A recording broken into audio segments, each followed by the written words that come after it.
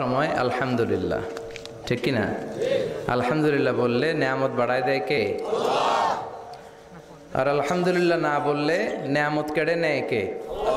পাশাপাশি শাস্তি দেয় কে? আল্লাহর শাস্তি হজম করতে পারবেন? জোরে বলেন। আল্লাহ বলে ইন্না বাতশা রব্বিকা লাশাদীদ, তোমার আল্লাহর পাকড়াও বড় কড়া। আল্লাহ সব সময় ধরে না, ধরলে ধরে ধরে ধরে না, ধরলে আল্লাহ। জহরাল ফাসাদু ফিল বাররি ওয়াল বাহর বিমা কাসাবাত আইদিন নাস, জলে স্থলে এই যে অগ্নিকাণ্ড, ফাসাদ, ভূমিকম্প, বন্যা, বেকারত্বের সমস্যা, ক্ষমতার দ্বন্দ্ব, গদি নিয়ে মারামারি, এগুলো আমাদের হাতের কামাই। যেরকম ঠিক কিনা? আমরা যদি আল্লাহওয়ালা হয়ে যাই, আমরা যদি নামাজি হয়ে যাই, আমরা যদি কোরআনওয়ালা হয়ে যাই, আমার বাংলাদেশটারে রহমত বরকত দিয়ে ভরে দিবে কে? এজন্য যত ফাসাদ দেখা যায়, যত দুর্যোগ দেখা যায়, এগুলো আমাদের হাতের কামাই, আল্লাহ ইচ্ছে করে দেয় না। আল্লাহ বলে বান্দা যখন নাফরমান হয়ে যায় তখন আমি একটার পর একটা আযাব দিতে থাকি। বিশ্বনবী বলেছেন তাসবির, তাসবিহ ছড়া চিনেন না? তাসবির সুতা ছিঁড়ে গেলে কি অবস্থা হয়? দানাগুলো টপ টপ টপ টপ করে একটার পর একটা পড়ে, একটার পর একটা, একটার পর একটা। আল্লাহ বলে তাসবির সুতা যখন ছিঁড়ে যায়, তাসবির দানা যেমনি একটার পর একটা টপ টপ করে পড়তে থাকে, আকাশ থেকে আযাব আর গজব একটার পর একটা। সিডর শেষ আইলা, আইলা শেষ মহাসেন, মহাসেন শেষ নার্গিস, নার্গিস শেষ সুনামি, সুনামি শেষ বন্যা, একটার পর একটা আসতেই থাকবে। চিল্লা এখন ঠিক কিনা? এজন্য আযাব আর গজব আসলে আমাদের তওবা করা দরকার। তওবা করব কার কাছে? কিন্তু দুর্যোগ আসলে দেখবেন দুর্যোগ মন্ত্রী টেলিভিশনে বলবে আমরা ভূমিকম্প মোকাবেলা করব, আমরা বন্যা মোকাবেলা করব। তুমি কি বন্যা মোকাবেলা করবে? আমি আল্লাহ যদি একটা ঘূর্ণিঝড় পাঠায়, একটা ভূমিকম্প পাঠায়, পুরো 16 কোটি মানুষকে মুহূর্তের মধ্যে পাউডার বানায় দিতে পারে কে? এক ভূমিকম্প এসে লক্ষ লক্ষ মানুষকে আল্লাহ দুনিয়া থেকে বিদায় করে দিচ্ছে। এক সুনামির ধাক্কায় 1.5 লক্ষ মানুষ just সোয়েপ down to the sea. সাগরের একটা পানি এসে, ঝড়ো হাওয়া এসে, একটা জলোচ্ছ্বাস এসে 1.5 লক্ষ জাপানবাসীকে সাগরের ভেতরে আল্লাহ ঢুকাইয়া দিল। জাপানের কান্টো সিটিতে এক ভূমিকম্পে 1.5 লক্ষ লোক নাই, 2-1 সেকেন্ডের কথা।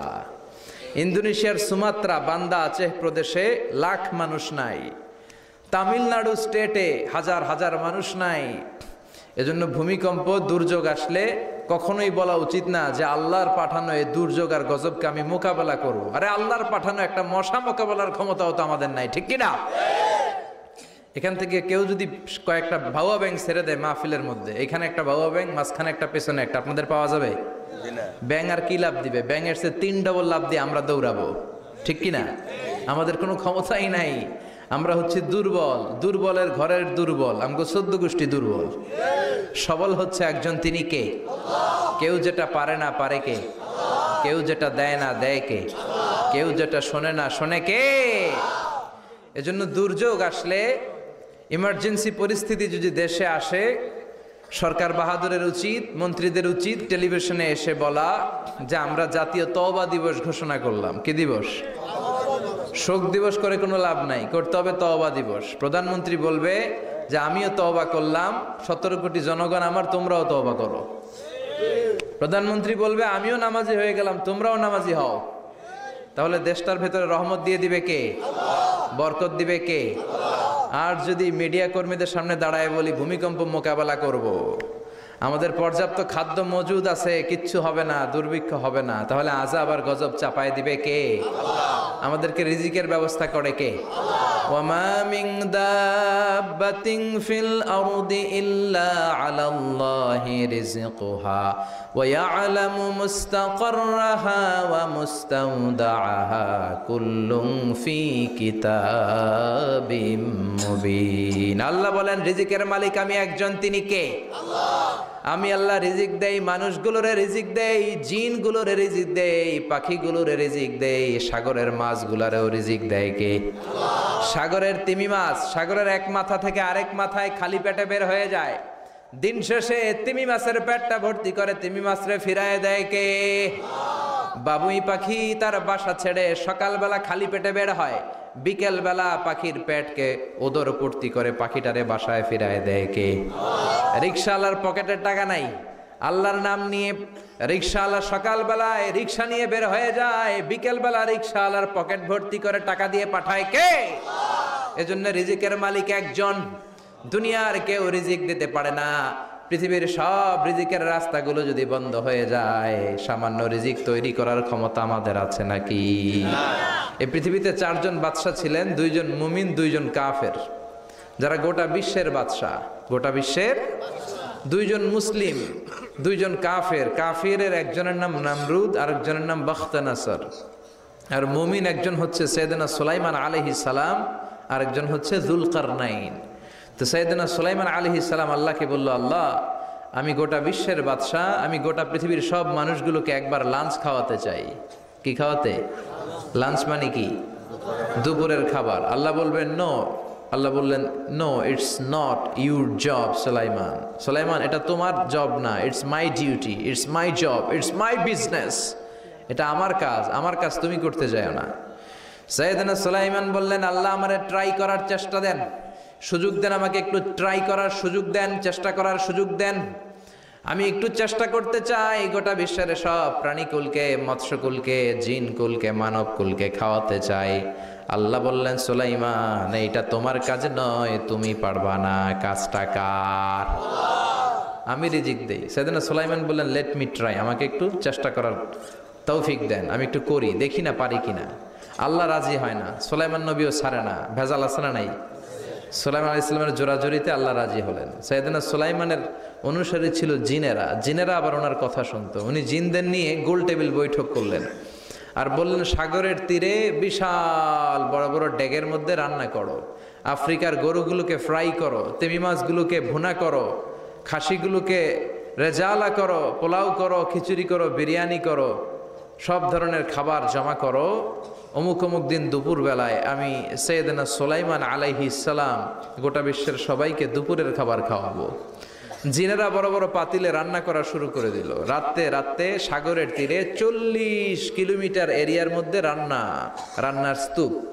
চলে আসলো সেই মাহেন্দ্র দিন, যেদিনে না লাগবে না, যেদিন খাওয়ানো হবে ওই দিন সবাই এসেছে। সাইয়েদনা সুলাইমান উদ্বোধনী ভাষণ দিবেন। উনি বলতে শুরু করলেন, জিনেরা লাইন ধরবে এদিকে, মাছেরা লাইন ধরবে এদিকে, পাখিগুলো লাইন ধরবে এদিকে, মানুষগুলো লাইন ধরবে এদিকে, সবাই লাইনে লাইনে এসে খাবার খেয়ে যাও। সাগরের ভেতর থেকে বিশাল এক তিমি মাছ এসে বলে, সুলাইমান আমি লাইন মানি না। কি মানি না? আমারে বেলাইনে খাবার দাও। সাইয়েদনা সুলাইমান বললেন, আমি নবী মানুষ, আমি বেলাইন করতে পারি না। তিমি মাছ বলে, আমার পেটে প্রচন্ড ক্ষুধা, এই ক্ষুধায় যদি আমি মরে যাই তাহলে কিয়ামতের দিন আল্লাহ তোমারে ছাড়বে না, কারণ আমি তোমার মেহমান হয়ে এসেছিলাম।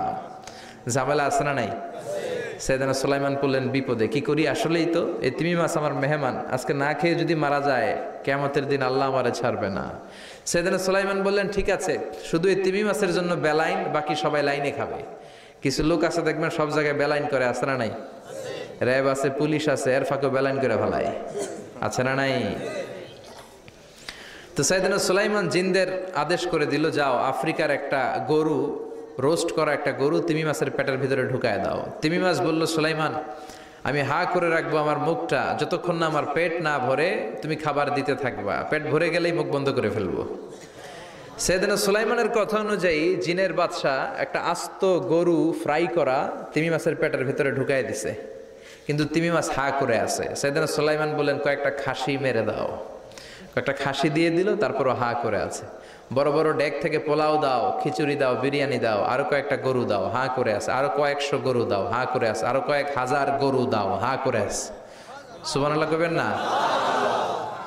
দিতে দিতে 1 কিলোমিটারের খাবার নাই, 2 কিলোমিটারের খাবার শেষ, 10 কিলোমিটারের খাবার শেষ, 20 কিলোমিটার শেষ, 30 কিলোমিটার শেষ, 40 কিলোমিটারের খাবার শেষ। এখনো তিমি মাছের মুখটা হা করা আছে না নাই? সাইয়েদনা সুলাইমান সেজদায় পড়ে গেলেন, ডেকে বললেন, আল্লাহ আমি বুঝি নাই, গোটা বিশ্বের সবাইকে তো দূরের কথা, একটা মাছরেও তো রিজিক দিতে পারলাম না। তিমি মাছ এখনো হা করা, ডেকে বলে, সুলাইমান প্রতিদিন রব্বুল আলামিন 3টা লোকমা খাবার আমারে খাওয়ায়, তুমি 40 কিলোমিটারের খাবার পেটে দিয়েছো, কিন্তু আল্লাহর 3টা লোকমার একটা লোকমার সমানও হয় না। এজন্য আল্লাহ বললেন ওয়ামা মিন দাব্বাতিন ফিল আরদি ইল্লা আলাল্লাহি রিজকুহা ওয়া ইয়ালামু মুস্তাকাররাহা ওয়া মুস্তাওদাআহা কুল্লুন ফি কিতাবিম মুবিন। আল্লাহু আকবার। এই পৃথিবীতে যত প্রাণী আছে, মানুষ আছে, সবাইকে রিজিক দেয় কে? এজন্য রিজিকের মালিক আল্লাহ ডেকে বললেন, গোলাম আযাব আর গজব ততদিন আসবে যতদিন তোমাদের নাফরমানি বন্ধ না হয়। আর যেদিন থেকে নামাজি হয়ে যাবা, যেদিন থেকে আল্লাহওয়ালা হয়ে যাবা, আযাব আর গজব বন্ধ করে দিবে কে? রহমত দিয়ে দেশটারে ভরে দিবে কে? লা ইন শাকারতুম লা আযীদান্নাকুম। শুকরিয়া করো, আমি নিয়ামত বাড়াই দিব। কার কথা? আল্লাহর কথা। আর জোরে বলেন কার? আল্লাহ সব সময় আমাদেরকে তুমি নিয়ামত গুজারদের অন্তর্ভুক্ত হওয়ার তৌফিক দাও, আমিন। আর জোরে পড়েন আমিন। না সাথী একটা দুইটা কুয়াশা পড়ে না, শুকরিয়া না লাগবে না, শুকরিয়া। এটা রহমতের কুয়াশা। আলহামদুলিল্লাহ পড়েন, সমস্যা হবে না ইনশাআল্লাহ। টিস্যু আছে তো, মুছে নেওয়া যাবে। নাওতলা পশ্চিম পাড়া জামে মসজিদের উদ্যোগে 23তম বার্ষিক ওয়াজ ও দোয়ার মাহফিল। 23 বছর ধরে এখানে কোরআনের কথা হয়। আমরা খুশি না বেজার? আজকের এই মহতী প্রোগ্রামের সভাপতি বিশিষ্ট সমাজসেবক জনাব মোহাম্মদ ওহিদুল্লাহ সাহেব, চেয়ারম্যান 3 নং মাধাইয়া ইউনিয়ন পরিষদ, আমার নানা ভাই। জোরাজোরি করে আজকে আমার আনছে, আইনাই সারছে। আমি যত বছর বাঁচি অত বছর এনে আসতে হবে। কি বলেন আপনারা? আল্লাহ আমাদের সভাপতি নানা ভাইকে তুমি কবুল করে নাও, আমিন। বিভিন্ন মাহফিল হলেই ছুটে যায়। অনেক চেয়ারম্যান আছে মাহফিল বন্ধ করে, আর আমার নানা ভাই মাহফিল করে, ঠিক কি না? এরকম চেয়ারম্যানের দরকার আছে না নাই? আল্লাহ তুমি ওনাকে কবুল করো। জনপ্রতিনিধি হিসেবে ওনার কাঁধে যে দায় দায়িত্ব, সবগুলো সঠিকভাবে আল্লাহ তুমি আঞ্জাম দেওয়ার তৌফিক দাও। আমাকে রেখেছেন প্রধান বক্তা, আপনাদের শুকরিয়া। আমার আগে কথা বলেছে বিশিষ্ট ইসলামী চিন্তাবিদ জনাব হযরত মাওলানা মোহাম্মদ আলী আশরাফ সাহেব, মুহাদ্দিস চান্দিনা আলামিন কামিল মাদ্রাসা। চমৎকার কথা বলছিলেন, আবার কিছু কালেকশনও করলেন। বিশ্বনবীও কিন্তু কালেকশন করতেন। বিশ্বনবী ঈদের নামাজের পরে মহিলাদেরকে বললেন, তাসাদ্দাকনা, মদিনার মহিলারা তোমরা বেশি বেশি দান খরচ করো, কারণ মেরাজের রাতে আমি দেখেছি পুরুষদের চেয়ে তোমরা নারীরা বেশি জাহান্নামী। নারীরা বলল, কেন রাসূল, আমরা জাহান্নামী কেন, আমগো দোষ কি? বিশ্বনবী বললেন, 2 কারণে। তুকসিরনা লাআনা, তোমরা বেশি বেশি মহিলাদেরকে লানত দাও। রেগে গেলে নারীরা বলে, হেতের উপরে আল্লাহর ঠেড়া হইতো, হেতের উপরে আল্লাহর গজব হইতো, বলে না? তো এক নারী আরেক নারীকে এরকম গালি দাও, ভর্ৎসনা করো, লানত দাও, এটা এক কারণ। আরেক হচ্ছে তাকফুরনাল আশিরা, তোমরা স্বামীর নাশুকরি করো। মায়েরা, বোনেরা, যাদের কানে আমার মাইকের আওয়াজ যায়, স্বামীর নাশুকরি করবেন না, এটা বড় কবিরা গুনাহ। আপনি অনেক আল্লাহর ওলি হতে পারেন, নামাজি হতে পারেন, কিন্তু আপনার স্বামী যদি আপনার উপর নাখোশ থাকে, জান্নাতের দরজা আপনার জন্য খুলবে না।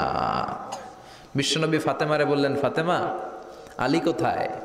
ফাতেমা বলল, আপনার জামাই আলী আমার সাথে ঝগড়া করে বাইরে গেছে। বিশ্বনবীর চেহারাটা আগুনের গোলার মতো লাল হয়ে গেল। বিশ্বনবী ডেকে বললেন, ফাতেমা, তুমি বিশ্বনবীর মেয়ে হতে পারো, কিন্তু আলী তোমার স্বামী। আলী যদি তোমার উপর নাখোশ থাকে, জান্নাতের দরজা তোমার জন্য খুলবে না। কোথায় গেছে আলী, কোথায়? বললেন যে মসজিদে নববীতে গেছে। বিশ্বনবী যে দেখলেন বালির উপরে আলী শুয়ে আছে। বিশ্বনবী মজা করে ডাক দিলেন, ইয়া আবা তোরাব। তোরাব অর্থ বালি, তোরাব মানে কি? বিশ্বনবী ডাক দিলেন, ইয়া আবা তোরাব, মানে হে বালির বাবা আলী, ওঠো। এখন আলী ওঠে না, রাগ করে আসছে। বিশ্বনবী এদিক দিয়ে তাকায়, আলী ওইদিকে তাকায়। বিশ্বনবী ওদিকে আসলে আলী এদিকে তাকায়। মনে মনে করে, এতক্ষণ আপনার মাইয়াই গুতাইছে, এখন আপনি গুতাইতেছেন। বিশ্বনবী যাই বললো, আলী রাগ করো না, ওঠো, তুমি আমার চাচাতো ভাই, আমার ঘরেই তো তুমি মানুষ হয়েছ। ঘাপটি মেরে হাতটা ধরে টান দিলেন। সাইয়েদনা আলী উঠতে বাধ্য হলেন। বিশ্বনবী কারো হাত ধরে টান দিলে ওই লোক বসে থাকতে পারে? উঠে গেলেন, ঘরে নিয়ে আসলেন। নিয়ে এসে বিশ্বনবী খাটের মাঝখানে শুইলেন। ডান দিকে শোয়ালেন আলীকে, বাম দিকে শোয়ালেন ফাতেমাকে। এবার মেয়ের জামাইকে আর মেয়েকে বুঝাতে লাগলেন, নসিহত করতে লাগলেন, গল্প শোনাতে লাগলেন। কি রোমান্টিক শ্বশুর! এরকম রোমান্টিক শ্বশুর পৃথিবীতে দ্বিতীয়টা খুঁজে পাওয়া যাবে? সুবহানাল্লাহ পড়েন। বিশ্বনবীর কাজই ছিল ঝগড়া লাগলে এরকম মিলায়া দেওয়া। কি করা? মিলায়া দিবেন। সমাজে অনেকে আছে ঝগড়া লাগলে আরো লাগায়া দেয়, আছে না নাই? আগুন লাগলে কি দিয়ে নিবান? পানি ডালতে হয়, অনেকে তেল ডালে। কি ডালে? তো আগুন আরো জ্বলে ওঠে। বিশ্বনবী বললেন, না, খবরদার, ইসলাহু যাতিল বাইন, মিলায় দিবেন। স্বামী স্ত্রীর ঝগড়া মিলায় দেন, ভাইয়ে ভাইয়ে কোপাকুপি মিলায় দেন, এলাকায় এলাকায় গ্রামে গ্রামে মারামারি না লাগাইয়া মিলায় দেন। জান্নাতে আপনার ঘরটারে বড় করে দিবে কে? আল্লাহ। বিশ্বনবীর কাজ ছিল মিলায়া দেয়া। বিশ্বনবী মক্কা থেকে মদিনায় হিজরতের আগে মদিনায় 2টা গোত্র ছিল। এই গোত্রের মধ্যে 120 বছর ধরে মারামারি। কয় বছর? 120। কেউ এই মারামারিটা বন্ধ করতে পারে না। গোত্র 2টার নাম হচ্ছে আউস আর খাজরাজ। এই আউস খাজরাজের মারামারি। বাবা মরে যাওয়ার সময় ছেলেরা ওসিয়ত করা যায়, নসিহত করা যায়, বাবারে আমারে কোপাইছে তুইও কোপাবি। ওই বলে আবার নাতিরে কয় আমারে মারছে তুইও মারবি। তো বংশ পরিক্রমায় মারামারি চলতেই থাকে, কেউ আর থামাইতে পারে না। বিশ্বনবী মক্কা থেকে মদিনায় হিজরত করতে এসে মদিনায় বাসাবাড়ি করে 7 দিনের মাথায় 120 বছরের মারামারি থামায় দিলেন। কি নবী ছিল, মিলায় দিতেন। ফাসলিহু বাইনা আখাওয়াইকুম, ভাইয়ে ভাইয়ে মারামারি লাগলে মিলায় দাও। স্বামী স্ত্রীর ঝগড়া হলে মিলায়ে দিবেন। এজন্য মায়েরা বোনেরা বিশ্বনবী বলেছেন তাকফুরনাল আশিরা, মেয়েদের সবচেয়ে বড় একটা সমস্যা হচ্ছে স্বামীর নাশুকরি করে। স্বামী দিতে পারলে ভালো, দিতে না পারলে কয় তুমি আমার জীবনে কিচ্ছু দাও নাই। এরকম আছে না নাই? স্বামী আর স্ত্রী বানায় যেজন মিস্ত্রি সে বড় আজব কারিগর, ঠিক কিনা? এজন্য এই সম্পর্কটা সাইয়েদানা আদম আর হাওয়া থেকে শুরু হয়েছে। কিয়ামত পর্যন্ত স্বামী আর স্ত্রীর এই সম্পর্কের মাধ্যমে গোটা বিশ্বটারে জারি রেখে দিয়েছে কে? তো এই জন্য নারীদের জন্য জান্নাতে যাওয়া সহজ, তারা যদি কিছু প্রসিডিউর মেনটেন করে। বিশ্বনবী বললেন কোন নারী যদি 4টা কাজ করে ওই নারীর জন্য 8টা জান্নাতের দরজা খুলে দিবে কে? আল মারআতু ইযা সাল্লাত খামসাহা সামাত শাহরাহা আতাআত বা'লাহা হাফিজাত ফুরুজাহা ফালতাদখুল মিন আইয়ি আবওয়াবিল জান্নাতি শাআত। মায়েরা ভালো করে শোনেন, যে নারী 5 ওয়াক্ত সালাত পড়বে, রমাদানের রোজা রাখবে, স্বামীর আনুগত্য করবে, লজ্জাস্থানের হেফাজত করবে, এই 4টা কাজ করলে আল্লাহ তাআলা তার জন্য 8টা জান্নাতের দরজা খুলে দিবেন। এজন্য বিশ্বনবীও কালেকশন করতেন। তো বিশ্বনবী বললেন মহিলারা বেশি বেশি দান করো। এই কথা শোনার পরে মহিলারা দান করা শুরু করলো। কেউ নাকের ফুল, কেউ কানের দুল, কেউ হাতের বালা, কেউ পায়ের নুপুর, কেউ গলার চেইন বিশ্বনবীর হাতে জেহাদের জন্য দান করতে শুরু করলেন। বিশ্বনবীর হাত কয়টা? একটা বলে 2টা। তো 2 হাতে বিশ্বনবী আর কয়টা নেবেন? আর নিতে পারে না। বেলালের বললেন বেলাল তোমার চাদরটা নিয়ে আস। বেলাল এরকম চাদর নিয়ে ধরলেন। বিশ্বনবী কালেকশনের ওয়াজ শুরু করলেন আর বেলাল কালেকশনের সব জিনিসপত্র গুছাতে লাগলো। কোন সুবহানাল্লাহ। এজন্য কালেকশন করাটাও সুন্নাত, তবে ওটা একটা লিমিটেশনের মধ্যে, একটা সৌন্দর্যের মধ্য দিয়ে। কিছু কিছু মাদ্রাসার ছেলে মেয়েদেরকে চাল ওঠানোর জন্য বাড়ি বাড়ি পাঠায়, আসে না নাই? এদের ছোটবেলা থেকে মানসিকতাগুলো নষ্ট করে দেওয়া হয়। কেমন করে অন্যের কাছে হাত পাতবে এটা শেখানো হয়। ইসলাম বলে আল ইয়াদুল উলিয়া খায়রুম মিনাল ইয়াদিস সুফলা, উপরের হাত নিচের হাতের চেয়ে উত্তম। যে দেয় আর যে নেয় তাদের মধ্যে সেরা যে দেয়। চিল্লায় কোন ঠিক কিনা? আবার ইসলাম বলে দেওয়ার সময়ও ভারসাম্য করে দিবা। দেওয়ার সময় কিপটামি করা যাবে না, আবার ঘরে যা আছে সবও দিয়ে দেওয়া যাবে না, ঠিক কিনা? বিশ্বনবীর গায়ে একবার একটা জুব্বা, কয়টা? এক ভিক্ষুক এসে বলে নবী আমার জুব্বা নাই, আমার জুব্বা দেন। দয়ার নবী মায়ের নবী নিজের জুব্বাটা খুলে দিয়ে ওই ভিক্ষুকের হাতে তুলে দিলেন। এখন নবীর গায়ে কোনো জুব্বা নাই। বিশ্বনবী এখন ঘর থেকে বেরোতে পারে না। সাহাবারা এসে ঘরে নক করে, বিশ্বনবী বেরোতে পারে না। আল্লাহ আয়াত নাজিল করলেন ওয়াল্লাযীনা ইযা আনফাকু লাম ইউসরিফু ওয়া লাম ইয়াকতুরু ওয়া কানা বাইনা যালিকা কওয়ামা। মুমিন বান্দাদের গুণাবলী যখন দান করে কিপটামি করবে না, আবার অপচয়ও করবে না। এই আয়াত দিয়ে আল্লাহ বুঝাতে চাইলেন, নবীরে ধমক দিলেন, ও নবী 2টা জামা থাকলে একটা দিতেন, 3টা থাকলে একটা দিতেন, একটা যখন ছিল এইটা দিলেন কেন? এখন নিজে পড়বেন কি? সুবহানাল্লাহ কইবেন না? ইসলাম তো ব্যালেন্সড রে ভাই, ইসলাম ভারসাম্যপূর্ণ। ইসলামের সব বিধানগুলো আপনার সাথে স্যুট করবে, ম্যাচ করবে, এটা জীবন ঘনিষ্ঠ। ইসলামে এমন কোনো বিধান দেয়া হয় নাই যেটা আপনার খারাপ লাগবে। অন্যান্য সব ধর্মের প্রতি শ্রদ্ধা রেখেই বলি, আমার ইসলাম যে আহকাম আমাদেরকে দিয়েছে এরকম বিধান কোনো ধর্মের ভেতরে নাই। চিল্লায় এখন ঠিক কিনা? হিন্দু ভাইদের প্রতি আমি শ্রদ্ধা রাখি, কারণ অনেক হিন্দু আমার মাহফিলে এসে কথা শুনে। হিন্দু ধর্মের একটা নিয়ম ছিল সতীদাহ প্রথা। স্বামী মারা গেলে ওয়াইফকেও স্বামীর সাথে বেঁধে আগুন দিয়ে জ্বালায় দাও, ছিল না নিয়মটা? রাজা রামমোহন রায় এসে এটা উঠায় দিল। হিন্দু ধর্মে এখনো একটা নিয়ম আছে, পাক্কা হিন্দু হইতে হলে আপনাকে গোমূত্র পান করতে হবে, মানে গরুর পেশাব।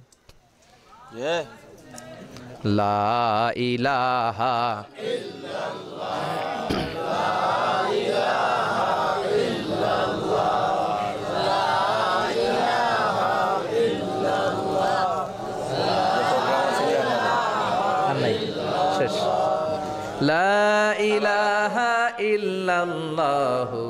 মুহাম্মাদুর রাসূলুল্লাহ সাল্লাল্লাহু। হিন্দু ধর্মের একটা নিয়ম আছে, গরুর পেশাব খাওয়া লাগে, গরুর পেশাব খেতে হয়। আমরা কি পেশাব খামো গরুর? 1 কোটি টাকা দিলে? 2 কোটি? 5 কোটি? না, এটা আমাদের রুচিতে হবে না। কি সুন্দর, আমাদের রুচিতে বাদে এমন কোন নিয়ম আল্লাহ দেয় নাই। সুবহানাল্লাহ। আবার আমাদের সেলফ ডিমান্ড, আমাদের ডিজায়ার, আমাদের চাহিদা, আমাদের মননশীলতাকেও ইসলাম গুরুত্ব দিয়েছে। বিশ্বনবী বললেন, ইদা জা আল আশা ওয়াল আশা মান ফাকদ্দিমুল আশা ক্বাবলা আল আশা। ইসলামে রাতের নামাজকে বলে এশা, রাতের নামাজকে কি বলে? আর রাতের খাবারকে বলে আশা, কি বলে? ইসলাম বলে এশা আর আশা দুইটা যদি একসাথে আসে, এশার নামাজ রাখো, আগে আশা খাইয়া লও। সুবহানাল্লাহ। এশারও আজান হচ্ছে, গরম গরম বিরিয়ানিও চলে আসছে, কি করবেন? আগে বিরিয়ানি খেয়ে নেবেন, আগে পেটটারে ঠান্ডা করবেন। তা না হলে বিরিয়ানির প্যাকেট রেখে দিয়ে যদি নামাজ পড়েন, নামাজের মধ্যে বিরিয়ানির চিন্তা আছে না নাই? সুবহানাল্লাহ কইবেন না? কি সুন্দর ইসলাম। ইদা জা আল আশা ওয়াল আশা ফাকদ্দিমুল আশা ক্বাবলা আল আশা। চিল্লায় পড়েন সুবহানাল্লাহ। এজন্য ইসলাম আছে যেখানে আমরা আছি, কোরআন আছে যেখানে আমরা আছি। কথা বলেছেন আলী আশরাফ সাহেব, কালেকশন করতেছিলেন, ওইখান থেকে এই কথাগুলো আসলো। যারাই দান করেছেন মসজিদের জন্য, আল্লাহ কবুল করো। কথা বলেছেন হযরত মাওলানা মাহমুদ আবুল হাসান সাহেব, হযরত মাওলানা আবু হানিফ সাহেব। যারাই কথা বললেন, নিঃসন্দেহে কোরআন সুন্নাহর আলোকে বলেছেন। আল্লাহ এই কথাগুলোর উপর আমাদেরকে আমল করার তৌফিক দাও। আজকের মাহফিলে এসে আমরা খুশি না বেজার? আসুন আমরা তাকবীর দিয়ে আমাদের এই খুশির ধারাবাহিকতা বজায় রাখি। আমি পড়বো লিল্লাহে তাকবীর, আপনারা আমার সাথে তাকবীর দিবেন। পড়বেন আল্লাহু আকবার। পড়েন লিল্লাহে তাকবীর, লিল্লাহে তাকবীর, লিল্লাহে তাকবীর। আসুন এই চমৎকার রজনীতে আমাদের দামি সময় নষ্ট না করে আমরা মহাবিশ্বের মহাবিশ্বয় মহাগ্রন্থ আল কোরআন থেকে কথা শুনি। এর কারণ কোরআন এমন বরকতময় কিতাব, এই কিতাবের একটা ভুলও আজ কেউ ধরে দেখাইতে পারে নাই। বরং ভুল ধরতে আসলে তার হেদায়েতের রাস্তা খুলে যায়, ঠিক কিনা? কেউ কোরআনের ভুল ধরতে পারে নাই, কোরআনকে সংশোধন করা যায় নাই, কোরআনের শত্রুতা করে এর বিরুদ্ধে ষড়যন্ত্র করে কেউ সফল হতে পারে নাই। চিল্লা এখন ঠিক কিনা? এজন্য রব্বুল আলামিন বলেন, এমন কিতাব একটা দিলাম, এই কিতাব তেলাওয়াত করলে হৃদয়টারে ঠান্ডা করে দেয় কে? ঈমান বাড়িয়ে দেয় কে? ওয়া ইযা তুলিয়াত আলাইহিম আয়াতুহু যাদাতহুম ঈমানা। মুমিন বান্দাদের সামনে কোরআনের তেলাওয়াত করলে ঈমান বাড়ায় দেয় কে? শুধু মুমিনদের ঈমান বাড়ায় না, কাফেরদের সামনে তেলাওয়াত করলেও কাফেরদের কলিজাও ঠান্ডা হয়ে যায়। সুবহানাল্লাহ পড়েন। মিশরের একজন কারি ছিল, কারি আব্দুল বাসেত ইবনে আব্দুস সামাদ। ওনাকে নিয়ে মিশরের প্রেসিডেন্ট জামাল আব্দুল নাসের রাশিয়াতে একটা সফর করলো। তখন আবার রাশিয়ার নাম ছিল সোভিয়েত ইউনিয়ন। কি ছিল? সোভিয়েত ইউনিয়ন, এখন হয়েছে রাশিয়া। বিশাল মন্ত্রী পরিষদের বহন নিয়ে গেল। রাশিয়ার প্রেসিডেন্ট মিশরের প্রেসিডেন্টকে লাল গালিচার সংবর্ধনা দিয়ে ওয়েলকাম করলো। এবার মিশরের প্রেসিডেন্ট তার মন্ত্রী পরিষদকে পরিচয় করায় দিচ্ছে যে এটা হচ্ছে আমার হোম মিনিস্টার, এটা আমার এডুকেশন মিনিস্টার, এটা আমার ফিনান্স মিনিস্টার। তো সবাইকে পরিচয় করে দেওয়ার পরে ওনার সাথে যে মিশরের কারি আব্দুল বাসেতের দিকে তাকিয়ে রাশিয়ার প্রেসিডেন্ট বলে, এইটা আবার কোন মন্ত্রী? এটা হোমমন্ত্রী, এটা শিক্ষামন্ত্রী, এটা অর্থমন্ত্রী, এই যে জুব্বা পরা এই লোকটা, এটা আবার কোন মন্ত্রী?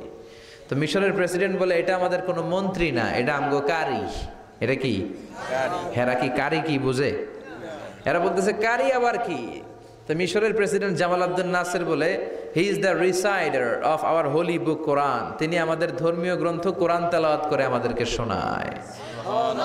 আমরা আমাদের বিভিন্ন প্রোগ্রামে ওনাকে ইনভাইট করি, উনি আমাদের ধর্মীয় গ্রন্থ আবৃত্তি করে শোনায়।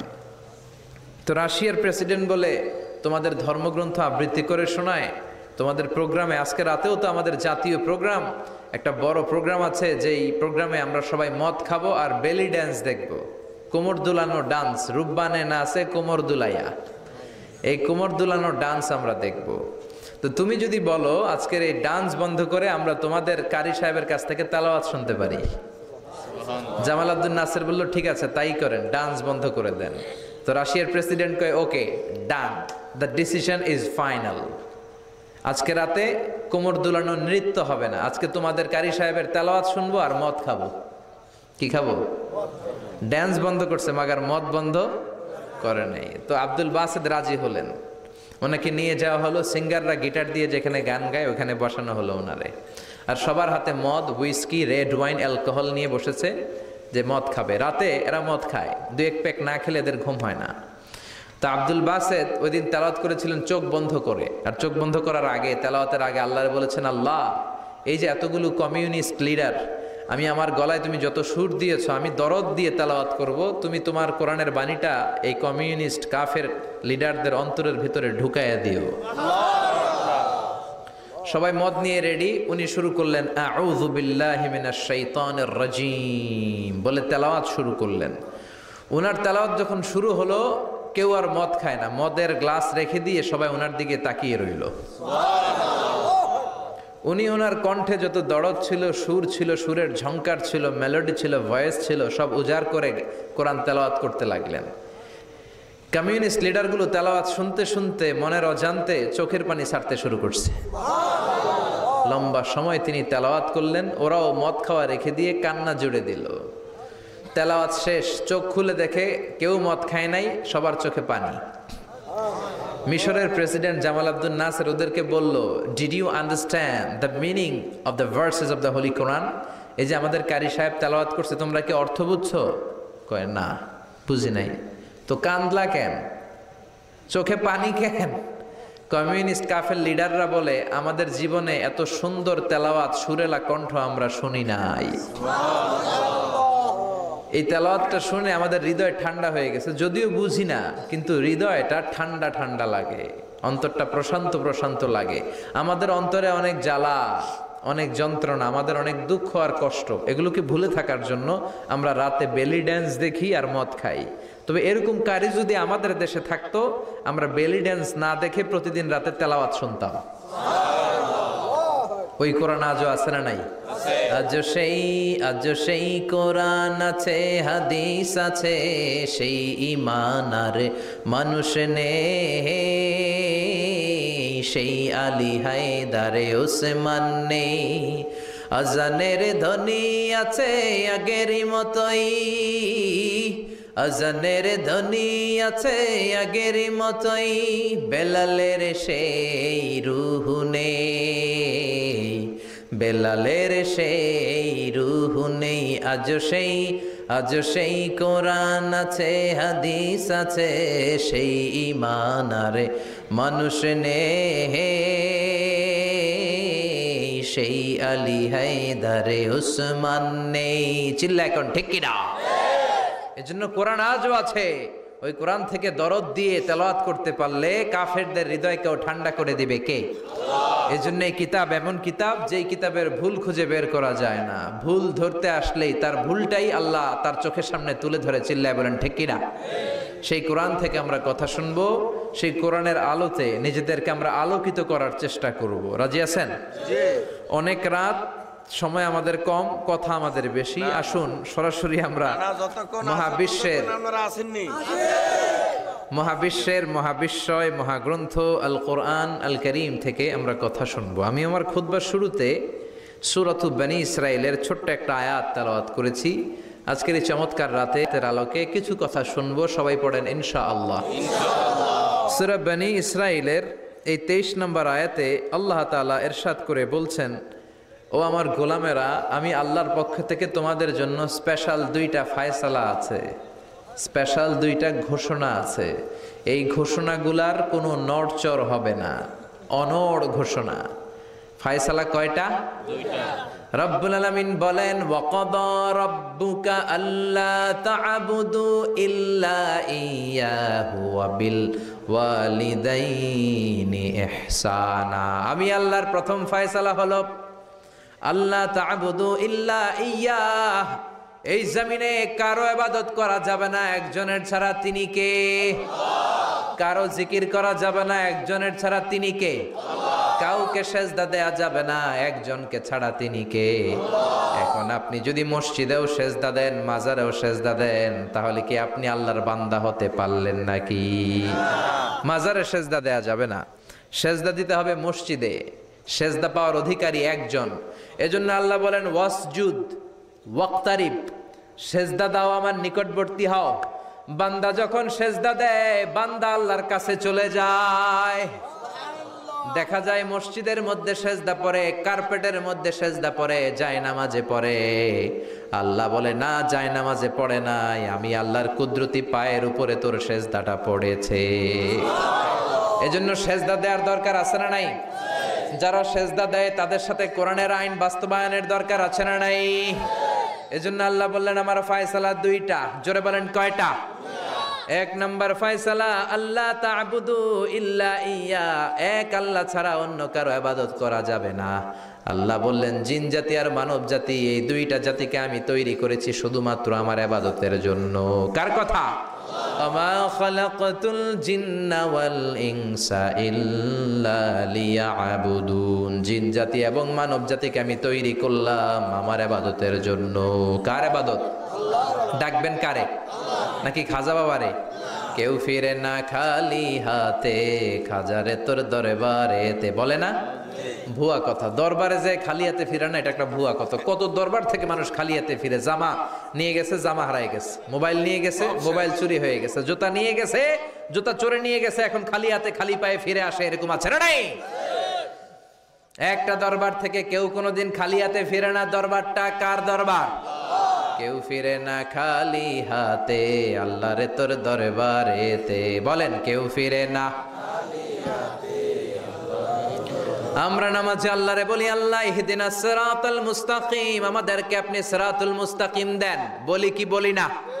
আল্লাহ বলে ওয়া আনি'বুদুনি হাযা সিরাতুম মুস্তাকিম, তোমরা আমি আল্লাহর ইবাদত করো, আমি আল্লাহর ইবাদত করাটাই হলো সিরাতুল মুস্তাকিম। সুবহানাল্লাহ। এবার আপনি দেখবেন আপনি ইবাদত করেন কার? আপনার সেজদা যদি শুধু মসজিদে পড়ে তার মানে আপনি সিরাতুল মুস্তাকিমের উপর আছেন না নাই? কিন্তু যদি দেখেন কিছু সেজদা পড়ে মসজিদে, কিছু পড়ে মাজারে, তাইলে ভেজাল আছে না নাই? মাজার ব্যবসা বাংলাদেশে আছে না নাই? বেশি না কম? হক্কানি ওলিয়া ওলিয়াদের সাথে আমাদের কোনো দ্বন্দ্ব নাই, কিন্তু মাজারকে পুঁজি করে যারা ব্যবসা করে, ভণ্ডামি করে, এগুলোর সাথে ইসলামের কোনো সম্পর্ক তো দিল বান্দা কালমা চোরে, না পায় শ্মশান না পায় ঘর, দিন থাকিতে আয়রে পথে ছাইড়া দে ভণ্ডামি ভণ্ডামি ভণ্ডামি ভণ্ডামি, ছাইড়া দে ভণ্ডামি। নামাজ কালাম পড়ে না, ইবলিশ শয়তানের নানা। আছে না নাই? দরবারের খাদেম, নামাজ নাই, রোজা নাই, লাল সালু পড়ে, চুল আর দাড়ির ভেতরে জটলা, 3 মাসেও গোসল করে না। আছে না নাই? নামাজ রোজা করে না, ইবলিশ শয়তানের নানা। ধর্মের একখান খুঁটি ধইরা কয়দিন করবা হয়রানি, ভণ্ডামি ভণ্ডামি ভণ্ডামি, ছাইড়া দে ভণ্ডামি। ঠিক কিনা? এরকম ভণ্ডামের সাথে ইসলামের কোনো সম্পর্ক। এজন্য আল্লাহ বললেন গোলাম সেজদা দিবা একজন রে, তিনি কে? এই পৃথিবীতে আল্লাহ যত নবী পাঠিয়েছেন, যত রাসূল পাঠিয়েছেন, সব রাসূলের দাওয়াত ছিল একটা। কয়টা? কোন নবীর সাথে আরেক নবীর কথার কোনো গরমিল ছিল নাকি?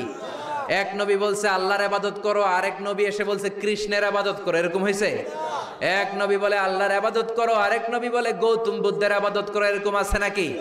সব নবীরা বলেছে ইয়া কওমি ইবুদুল্লাহ মা লাকুম মিন ইলাহিন গায়রুহু আফালা তাত্তাকুন। ও আমার কওমের লোকেরা, ইবাদত করবা একজনের, তিনি কে? আল্লাহ। তাহলে আল্লাহ বললেন গোলাম আমার ফয়সালা দুইটা। প্রথম ফয়সালা আল্লাহ তা'বুদু ইল্লা ইয়া, ইবাদত আমি আল্লাহ ছাড়া অন্য কারো করা যাবে না। যার ইবাদত করা হয় তারে বলা হয় আরবিতে মাবুদ। আমাদের মাবুদ কে? আমাদের মাবুদ হচ্ছে আল্লাহ। তাহলে আল্লাহর প্রথম ফয়সালা, ইবাদতের হকদার, ইবাদত পাওয়ার উপযুক্ত মহাবিশ্বে কেবল একজন সত্তা, তিনি কে? আল্লাহ।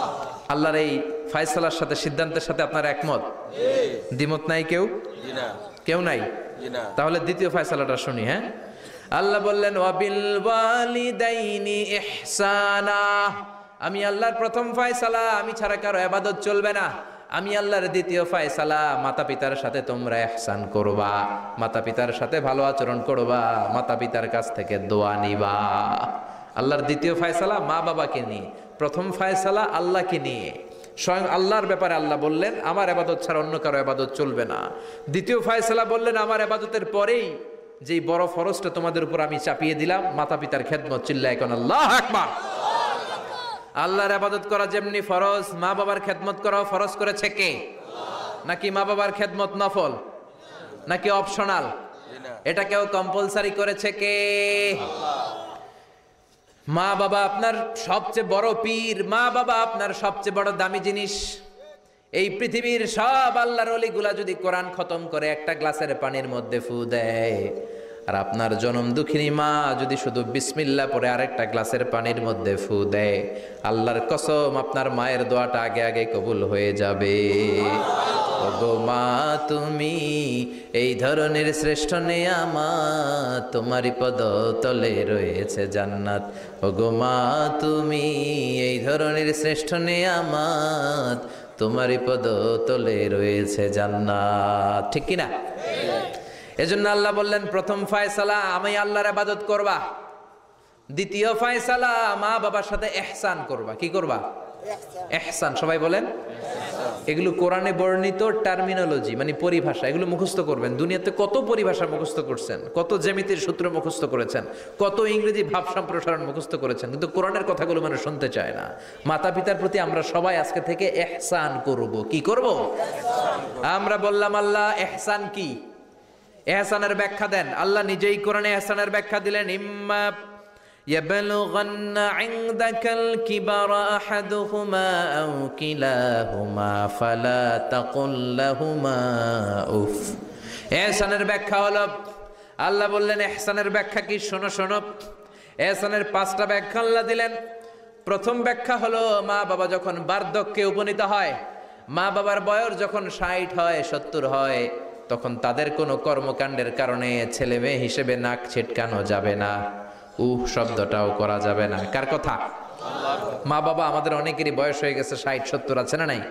বিছানায় পড়া, তাদের কোনো কাজে তাদের কোনো আচরণে নাক ছিটকানো যাবে না। জোরে বলেন। আল্লাহ বলে খবরদার, নাক ছিটকানো তো দূরের কথা, কি যন্ত্রণা, এই কথাটাও বলা যাবে না। ঠিক কি না?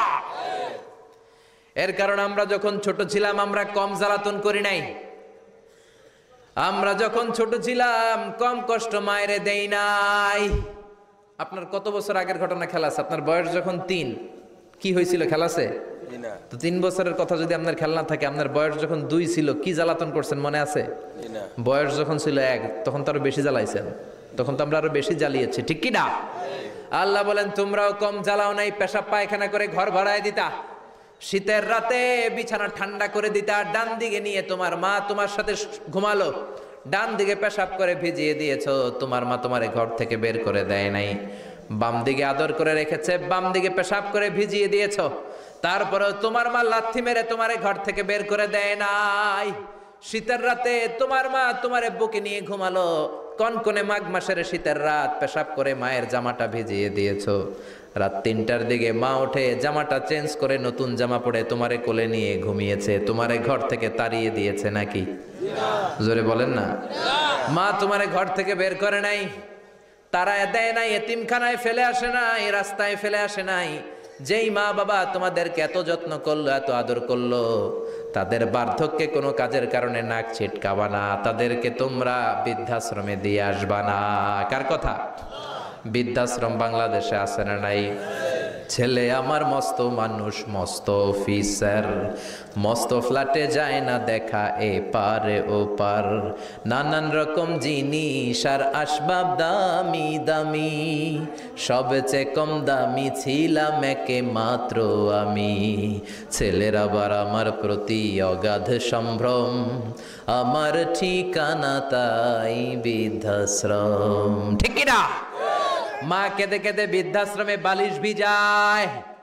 ছোটবেলা ওই মারে কত যন্ত্রণা দিলা, কষ্ট দিলা, আজকে মনে নাই? বউয়ের পাল্লায় পড়ে মাকে তুমি বৃদ্ধাশ্রমে দিয়ে আসছো। খবরদার, যারা মা বাবারে বৃদ্ধাশ্রমে দেয় তারা বয়সে পৌঁছলে, তারা বার্ধক্যে পৌঁছলে, তারা যখন মা বাবা হবে তাদের কপালে বৃদ্ধাশ্রম থাকবে না। ঠিক কিনা? যে ডাকাত মা বাবার বৃদ্ধাশ্রমে দিয়ে এসেছো, তোমার কপালে বৃদ্ধাশ্রম নাই। ভাঙ্গা থালা হাতে নিয়ে তুই ভিক্ষা করে খাবি, চিল্লা এখন। ঠিক কিনা? আল্লাহ বললেন খবরদার, আমি আল্লাহর দুইটা ফায়সালা, প্রথম ফায়সালা ইবাদত হবে একজনের, তিনি কে? আর ইহসান করবা মা বাবার সাথে। আমরা বললাম ইহসান কি? আল্লাহ বললেন মা বাবা যখন বার্ধক্যে পৌঁছে, খবরদার তাদের কোনো কাজে নাক ছিটকাবা না, বৃদ্ধাশ্রমে দিবা না, তাদের খেদমত করবা। তোমার জীবনটারে উজালা করে দিবে কে? জোরে বলেন না। আল্লাহ বললেন ইহসানের 2 নাম্বার ব্যাখ্যা, ওয়ালা তানহারহুমা ওয়া কুল লাহুমা কাওলান কারীমা। মা বাবারে ধমক দিও না। কি দিও না? অনেকে মা বাবারে ধমক দেয়, কি দেয় না? জোরে কোন? সবার সাথে ভালো আচরণ, ঘরে ঢুকলেই মারে বকা দেয়, গালি দেয়, আছে না নাই? বাবারে ডাকে বুড়া, মারে ডাকে বুড়ি, আছে না নাই? তুমি কেমন করে বাবারে বুড়া ডাকলা, মারে বুড়ি ডাকলা? তাদের এই বয়সটা তো এমনি এমনি হয় নাই। তোমারে লালন পালন করতে যেই তারা তাদের জীবন যৌবন হারিয়ে আজকে বুড়া বুড়ি, ঠিক কিনা? তোমাকে মানুষের মতো মানুষ করতে যে তারা তাদের জমি হারালো, তোমারে বিদেশ পাঠাতে যে তারা তাদের বিটে মাটি হারালো। খবরদার ওইরকম দয়াময় মা বাবাকে ধমক দিও না। কার কথা? ওয়ালা তানহারহুমা। 3 নাম্বার ব্যাখ্যা আল্লাহ বললেন ওয়াকুল লাহুমা কাওলান কারীমা। মা বাবার সাথে কোমল আচরণ করো, মোলায়েম ভাষায় কথা বলো, নরম ভাষায় কথা বলো। কি ভাষায়? নরম ভাষায়। অনেকে আছে দেখবেন সবার সাথে খুব মিষ্টি আলাপ, বন্ধু বান্ধবের সাথে ভালো আচরণ, বাজারে গেলে ভালো আচরণ, স্কুলে ভালো আচরণ, ঘরে ঢুকলেই মায়ের গালি দেয়, আছে না নাই? বাপের গালি দেয়, আছে না নাই? ফ্যান্সি ডিলের টাকার জন্য মারে লাথি মেরা ঘর থেকে বের করে দেয়, এরকম ডাকাত আছে না নাই? আল্লাহ বললেন খবরদার, যত ভদ্রতা তুমি জানো, যত নম্রতা জানো, যত কার্টিসি তুমি জানো, সব কার্টিসি তুমি তোমার মা বাবার জন্য খরচ করবা। এরপর আল্লাহ বললেন ওয়াখফিদ লাহুমা জানাহায যুল্লি মিনার রাহমাতি ওয়া কুর রাব্বিরহামহুমা কামা রাব্বায়ানি সাগীরা। তোমার যত ক্ষমতা আছে, সম্পদ আছে, মা বাবার জন্য বিলিয়ে দাও। বেতন পেলে টাকাটা আগে মায়ের হাতে দাও। বউরে তো দিবেনি, আগে কিছু মায়ের হাতে দিয়ে, ঠিক কিনা? গিফট দিলে আগে মায়ের গিফট দাও। বরকত দিয়ে দিবে কে? মার হাতে তুলে দাও, বরকত আছে না নাই? মায়ের হাতে আগে দিলে ওই বেতনের ভেতরে বরকত ঢুকায় দিবে কে? আর বাবা মা একজন কিংবা 2 জন যদি দুনিয়া ছেড়ে বিদায় নেয়, তাদের কবরের সামনে দাঁড়িয়ে চোখের পানি ছেড়ে পড়তে আরম্ভ করো রব্বির হামহুমা কামা রাব্বায়ানি সাগীরা ওয়া কুর রাব্বির হামহুমা কামা রাব্বায়ানি সাগীরা। ও আল্লাহ, মা বাবা দুজন যেমনি আমাদেরকে আদর করেছে, মা বাবার কবরে তুমিও আমাদের বাবা মা 2 জনকে আদরের চাদরে ঢেকে নিও। পড়েন আমিন। যাদের বাবা মা নাই এই দোয়াটা করবেন। প্রত্যেক নামাজের পরে আব্বা আম্মার জন্য এই দোয়াটা করতে হবে। রাজি আছেন তো? আমরা যারা আব্বা আম্মা হারিয়েছি, আল্লাহ তাদের কবরগুলোর তুমি জান্নাতের বাগান বানাও। এজন্য মা বাবার সাথে ভালো আচরণ এটা ফরজ। যুবক ভাইয়েরা, রক্ত গরম, মাথা ঠিক থাকে না, মার সাথে কি বলো, বাবার সাথে কি আচরণ করো। যেই বাবা মা তাদের জীবন যৌবন শেষ করলো তোমার জন্য, খবরদার ওই বাবা মারে গালি দিও না। তুমি নামাজি হতে পারো, তুমি আল্লাহর ওলি হতে পারো, হাজী সাহেব হতে পারো, কিন্তু মা বাবা যদি তোমার উপর নাখোশ হয়, তোমার দুনিয়াও শেষ, আখিরাতও আমও শেষ, সালাও। এজন্য বিশ্বনবী বললেন সবচেয়ে ভালো আমল মা বাবার সাথে ভালো আচরণ। আরবিতে এটারে বলে বিররুল ওয়ালিদাইন। কি বলে? এক সাহাবী বলল, নবী আইয়ুল আমালি আফদাল, এই পৃথিবীর বুকে সবচাইতে সেরা আমল কোনটা? বিষ্ণু বললেন 3টা। কয়টা? 1 নম্বরে আসসালাতু ফি ওয়াক্তিহা, সময় মতো নামাজ, আজান হওয়ার সাথে সাথে নামাজ পড়বা, এর চেয়ে ভালো কাজ আর নাই, ঠিক কি না? সালাতে কায়েম করো, সালাতে কায়েম করো, হবে সম্মানী তুমি, হবে জান্নাতি তুমি, হবে সম্মানী তুমি, হবে জান্নাতি তুমি, দিবে কাল হাসরে শীতল ছায়া আরশে আজিম, রাব্বিয়াল আলা রাব্বিয়াল আজিম। সুবহানাল্লাহ পড়েন। 1 নাম্বার হলো আসসালাতু ফি ওয়াক্তিহা, সময় মতো নামাজ পড়া। 2 নম্বরে বিররুল ওয়ালিদাইন, মাতা পিতার খেদমত করা। 3 নম্বরে আল জিহাদু ফি সাবিলিল্লাহ, আল্লাহর রাস্তায় জিহাদ করা। আল্লাহর রাস্তায় জিহাদের দরকার আছে না নাই? আছে। এই 3টা আমল সেরা। নামাজ যেমনি সেরা, মাতা পিতার সাথে ভালো আচরণ সেরা, জিহাদ করা সেরা। আরেক বর্ণনায় বিশ্বনবী বললেন মা বাবার খেদমত করা জিহাদের চেয়ে বেশি দামি। আল্লাহু আকবার। এক সাহাবী বললেন, ইয়া রাসূলুল্লাহ আস্তাযিনুকাল জিহাদ, আমি জিহাদে যাওয়ার অনুমতি চাই। বিশ্বনবী বললেন, বাবা মা কেউ বেঁচে আছে নাকি? সাহাবী বললেন, আছে। বিশ্বনবী বললেন, যাও ঘরে ফিরে যাও, ফাফিহিমা ফাজাহিদ, বাবা মার খেদমত করো, বাবা মার খেদমত করলে ঘরে বসেই জিহাদের সওয়াব পাবা। কি নেয়ামত, চিনি না আমরা, বুঝি না, যতদিন থাকে ততদিন বুঝি না। গেলে বুঝবো, কিন্তু ওই বুঝলে আর লাভ হবে না, ঠিক কি না? বটবৃক্ষের মতো আমাদেরকে ছায়া দিয়ে রাখে, আদর দিয়ে, সোহাগ দিয়ে, পরামর্শ দিয়ে, বিপদের সময় আগলে রাখে, ছাতার মতো মাথার মধ্যে, মাথার উপরে দাঁড়িয়ে থাকে। যার মা নাই সে বুঝে মা না থাকার কি জ্বালা। বন্ধু চলে গেলে বন্ধু পাওয়া যায়, বউ চলে গেলে বউ পাওয়া যায়, টাকা চলে গেলে টাকা পাওয়া যায়। জনম দুঃখিনী মা যদি দুনিয়া থেকে একবার বিদায় নেয়, ওই মারে আর পাওয়া যাবে নাকি? জোরে বলেন।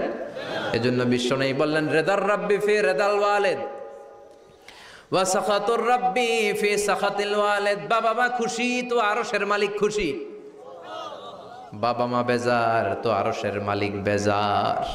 এজন্য সব সময় বাবা মারে খুশি রাখার দরকার আছে রাডাই। বিশ্বনবী বলেন, জান্নাতে স্পেশাল দুইটা দরজা আছে, একটার নাম আব্বা, আরেকটার নাম আম্মা। একটা দরজার নাম আল আব, আরেকটার নাম আল উম। এই দুইটা দরজা আমাদের ঘরে আছে না নাই? বিশ্বনবী বলেন, হুমা জান্নাতুকা ওয়া নারুক, বাবা মাই তোমার জান্নাত, বাবা মাই তোমার জাহান্নাম। এখন বাবা মার সাথে কি আচরণ করবা এটা তোমার সিদ্ধান্ত। দ্য ডিসিশন ইজ ইয়ার্স, সিদ্ধান্ত তোমার। তুমি কি ভালো আচরণ করে জান্নাত কামাবা না জাহান্নামী হবা? চিল্লা এখন, ঠিক কি না? বাবা মা যদি মুশরিক হয়, বাবা মা যদি হিন্দু হয়, বাবা মা যদি কাফির হয়, তারপরেও বাবা মার সাথে ভালো আচরণের দরকার আছে না নাই? এই বাংলার জমিনে অনেক হিন্দু ফ্যামিলি থেকে হিন্দুর ছেলে মুফাসসিরে কোরআনের তাফসীর শুনে, মুফাসসিরের হাতে হাত রেখে কালিমা পড়ে মুসলমান হয়েছে, আছে না নাই? কিন্তু বাবা মা মুসলমান হয় নাই, আছে না নাই? তো ওই বাবা মার সাথে কি খারাপ আচরণ করা যাবে? হিন্দু হোক, ওইটা বাবা মা, ওই বাবা মার দোয়া লাগবে, আশীর্বাদ নিতে হবে। ওই বাবা মার দোয়া ছাড়া তুমি জীবনে কিচ্ছু করতে পারবা না, ঠিক কি না? বিশ্বনবীর শালীর নাম আসমা বিনতে আবি বকর।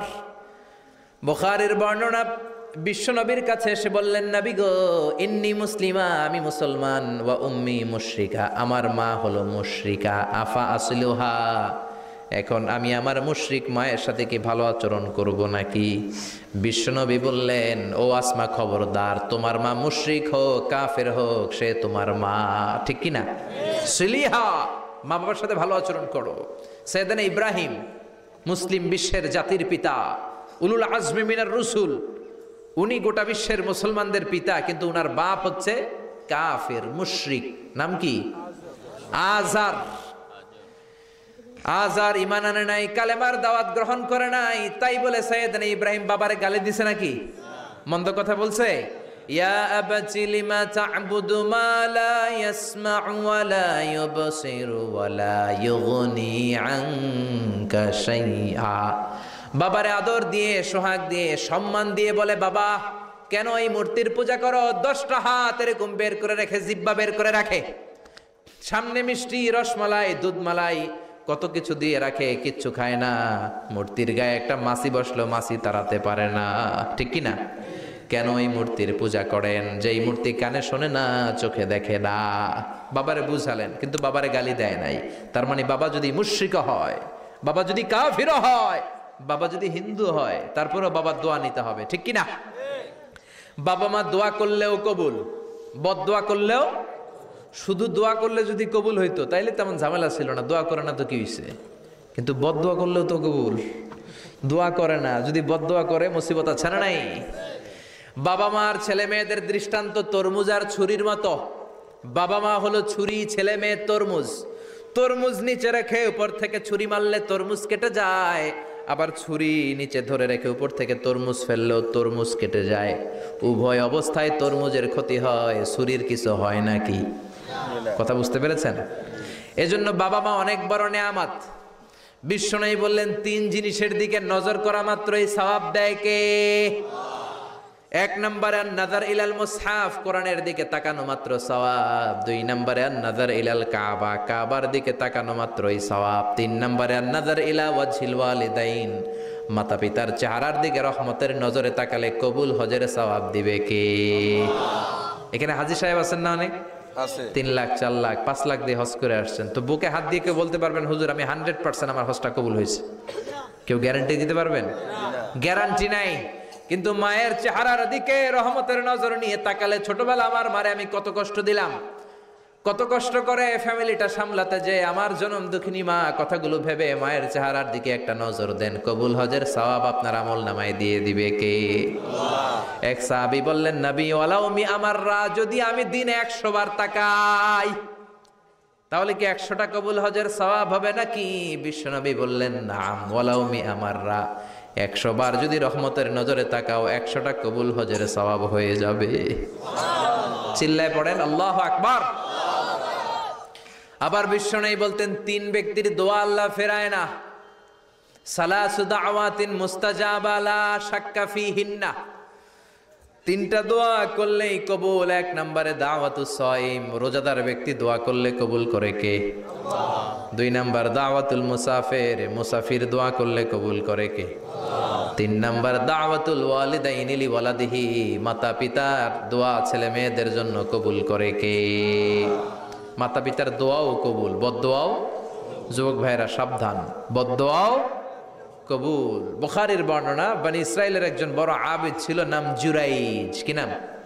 সবাই বলেন, আরো জোরে বলেন, কি নাম?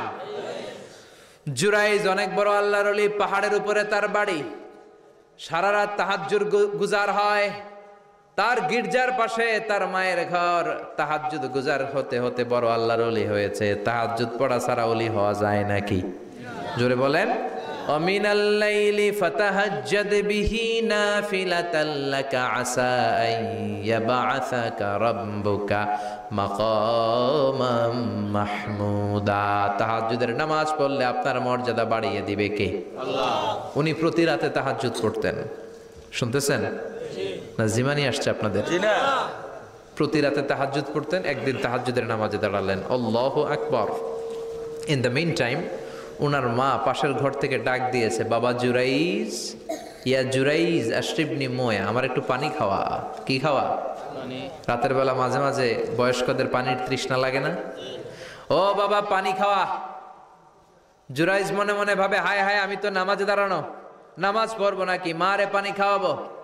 মনে মনে ভাবলো নামাজটা শেষ করে নেই, তারপরে মায়ের কাছে যাই। কিছুক্ষণ পরে আবার তার মা ডাকে, ইয়া জুরাইজ, ও জুরাইজ পানি খাওয়া। আবার জুরাইজ মনে মনে বলে, নামাজের পরে যাব, নামাজটা শেষ করি। কিছুক্ষণ পরে আবার মা ডেকে ওঠে, জুরাইজ। জুরাইজ মনে মনে ভাবে, এই তো নামাজ শেষ, এখনই যাব, এখনই আমার জনম দুঃখিনী মারে পানি খাওয়াবো। কিন্তু মায়ের সহ্য হয় নাই, মায়ের মনে কষ্ট চলে আসছে। মা তার অন্তরে ব্যথা পেয়ে বদদোয়া করে ফেলছে। কবুল করে নিছে কে? আল্লাহ। আপনার আল্লাহর ওলি না মুফাসসিরে কোরআন না হাফেজে কোরআন, ইট ডাজন্ট ম্যাটার, এটা কোনো বড় বিষয় না। মা হাত তুলে কিছু কইলেই কবুল। সুবহানাল্লাহ কইতে পারলেন না? বুলেট মারলে মিস হয়, ড্রোন হামলা করলে মিস হয়, মিসাইল মারলে মিস হয়, আণবিক বোমা মারলে মাঝে মাঝে মিস হয়। মায়ের দোয়া মিস হয় নাকি? জোরে বলেন। দোয়া করা মাত্র, দোয়া কিংবা বদদোয়া মুহূর্তেই কবুল করে নেয় কে? মা বদদোয়া করলেন। বুখারীর বর্ণনা, আল্লাহুম্মা লা তুমিথু ইল্লা আনতুরিয়াহুল মুমিসাত, ও আল্লাহ বেশ্যা নারীর ফিতনায় না ফেলে জুরাইজকে মেরো না। কবুল করলো কে? আল্লাহ। 3 দিন পর এক বেশ্যা নারী এসে হাজির, দরজায় নক করতে শুরু করেছে। জুরাইজ দরজা খোলো। খোলার পরে বেশ্যা নারী বলে, দেখো আমি কত সুন্দরী, অনন্যা, সুস্নিগ্ধা, প্রিয়ংবদা, সুহাসিনী, সুকেশিনী, অসূর্যম পশ্যা, কাক পক্ষী টের পাবে না, পৃথিবীর কেউ দেখবে না, চলো আমরা অপকর্মে লিপ্ত হই। জুরাইজ বলে, মাআদাল্লাহ, আমি আল্লাহরে ভয় পাই, আমার এইখান থেকে দূর হয়ে যাও। জুরাইজের কাছে সুবিধা করতে পারে নাই, না পেরে বেশ্যা পাহাড় থেকে নেমে এসে দেখে এক রাখাল সারাদিন ছাগল চড়ানোর পর ক্লান্ত শ্রান্ত হয়ে ঘুমাইতেছে। রাখাল রে উঠায় বলে, দেখো আমি সুন্দরী। রাখালকে পাইছি তোরে। রাখাল রাজি হয়ে গেছে। বেশ্যার রাখাল মিলে জিনা ব্যভিচার করেছে, অপকর্মে লিপ্ত হয়েছে, অবৈধ শারীরিক সম্পর্কে জড়িত হয়েছে। তাদের এই অবৈধ সম্পর্কের ফলে বেশ্যার পেটের ভেতরে বাচ্চা দিয়ে দিছে কে? দিন যায়, মাস আসে, মাস গড়িয়ে মাস আসে, বছর আসে, 3 মাস পরে বেশ্যার পেটটারে এত উঁচা কইরা দিছে কে? এলাকার লোকেরা ধরছে, কিরে তোর তো বিয়ে হয় নাই, বাচ্চা পাইলি কই? প্রশ্ন আছে না নাই? You didn't get married yet, from where did you get the baby? বাচ্চা পেলি কোথায়? তোর স্বামী নাই, তোর বিয়ে হয় নাই, তোরে তো আমরা চিনি এলাকার মেয়ে, বাবু পেলি কই? তোর পেট বড় হইলো কেন? বেশ্যা বলে, ওই যে আল্লাহর ওলি জুরাইজ আমার সাথে অপকর্ম করেছে, আমার পেটের বাচ্চার বাবা হলো আল্লাহর ওলি জুরাইজ। কথাটা কি সত্য না অসত্য? কত পার্সেন্ট মিথ্যা? 100% মিথ্যা। সবাই কয়, কিরে জুরাইজ, এতদিন ভাবতাম তুই আল্লাহর ওলি, এখন দিই ভণ্ড। উপর দিয়ে ফিটফাট, ভিতর দিয়ে সদরঘাট। তোর সদরঘাট আজকে খুলতেছি। এলাকার লোকেরা লাঠি চোটা নিয়ে ওর গির্জার উপরে যে সবাই ধরছে, কিরে তোর উপর মে পাক সাফ, আন্দার মে খালাত মালাত, তোর বাইরে এত বড় লম্বা জুব্বার, ভিতরে এত ভেজাল, ঘটনা কি? এত ঝামেলা কোন তোর ভিতরে? সবাই মিলে গির্জা ভেঙে জুরাইজকে রশি দিয়ে বেঁধে জামিনে নিয়ে আসছে। জুরাইজ কয়, আমার অপরাধ কি? অপরাধটা বলো। সবাই বলে, তুই অপকর্ম করেছিস সেই বেশ্যার সাথে। জুরাইজ কয়, মাফ চাই, দোয়াও চাই, আমি তো এই বেশ্যারে চিনি না। সবাই বলে, পাপ করার পরে কেউই কিছু জানে না, তোর অবস্থাও তাই, তোর ডেথ পেনাল্টি, তোরে আমরা মৃত্যুদণ্ড দেব। কি দণ্ড? কথা বলেন না। যুগে যুগে মৃত্যুদণ্ড আছে না নাই? জুরাইজ বলে, আল্লাহ কি বিপদে পড়লাম, জীবনে কোনো পাপ করি নাই, কোন পাপের শাস্তি তুমি দাও? জুরাইজ বলে, ঠিক আছে, মৃত্যুদণ্ড দিও, মরণের আগে, মারার আগে 2 রাকাত নামাজ পড়ার সুযোগ দাও। জুরাইজ 2 রাকাত নামাজ পড়ে চোখের পানি ছেড়ে দিয়ে আল্লাহর ডেকে বলে, মাবুদ রে, আমি বেশ্যার পেটের বাচ্চার একটা প্রশ্ন করব, তুমি যদি আল্লাহ এক হও, বেশ্যার পেটের বাচ্চার মুখের জবান খুলে দিবা? পারবে? আল্লাহ পারবে? এত ক্ষমতা আল্লাহর। 3 মাসের বাচ্চা তো এরকম গোশতের টুকরো, এটা তো মানুষই হয় নাই, কথা বলবে কেমনে? এটার মুখ দিয়ে জবান খুলে দিতে পারবে? সাইয়েদনা জুরাইজ 2 রাকাত নামাজ পড়ে বেশ্যারে ডেকে বলে, ও বেশ্যা, তোর পেটের বাচ্চার বাবাকে? কয়, আননে। এবার জুরাইজ বেশ্যার পেটের বাচ্চার দিকে ইঙ্গিত করে ডেকে বলে, ও পেটের বাচ্চা, তোমার রব যদি আল্লাহ হয়, তোমারে আমি প্রশ্ন করব, তুমি সবাইকে জানিয়ে দাও তোমার বাবাকে। কি আজীব তামাশা, সব মানুষকে তাজ্জুব করে। বেশ্যার পেটের ভেতর থেকে ছোট্ট বাচ্চা আওয়াজ করে বলল, আনতালাস্তা আবি, আপনি আমার বাবা নন। আবি যাকা রাইল গানাম, ওই যে সিপার মধ্যে দাঁড়ায় আছে রাখাল, ওই রাখাল হলো আমার বাবা। চিৎকার করে পড়েন আল্লাহু আকবার। এত বড় আল্লাহর ওলি, সেও মায়ের বদদোয়া থেকে রেহাই পায়? তো আমরা কোথায় আছি?